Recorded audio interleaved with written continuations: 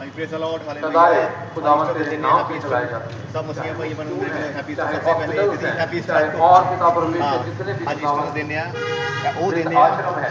कि प्रभु यीशु मर के जी उठे आ तो दुनिया जो कोई भी यह चीज़ नहीं है अगर डिनोमिनेशंस में खुदावंद जितने भी आज तक तेरे इदारे जो कि मर के थे चलाए जी जाते हैं, वो सिर्फ वो प्रभु तेरे यीशु नाम से चलाए प्रभु जाते यीशु हैं। वहाँ पर तेरा साढ़े नाम पापा फैल के रहा सूर्य है चढ़े खुदावंद। मार उनके खादी मकबरे जो कोड़े हैं खादे खुदावंद, उनके साथ होना, जन्नत दुख खुदावंद से में कितने कितनी लिए हिम्मत और सारे ताकत लोग देना। वाली जितने मैं भी ही कहना डॉक्टर सिर्फ नर्सेस मसीह खुदावंद हॉस्पिटलों में साढ़े काम करते हैं, तो हर एक को ईसाइयाँ खुदावंद लेनी बेशक चढ़े फ्री और अकल सब दे, चढ़े हैं ताकि वो खुदावंद में जो सारे सेवाएं जहान काम चढ़े पे लगे ताकि हैं लोग उसको पाप खुदावंद पाप परमेश्वर से जाओ वो भी निभा सकें मैं ही और कहना उस चाहता काम को जो उन्होंने उनको कि सौंपा है सब करने के मुसलमान काबिल हो सके। जितने जो स्कूल में खुदावंद टीचर साहबान है, हर एक के जो साथ होगा खुदावंद, वो खुदावंद से लोगों को खुदा परमेश्वर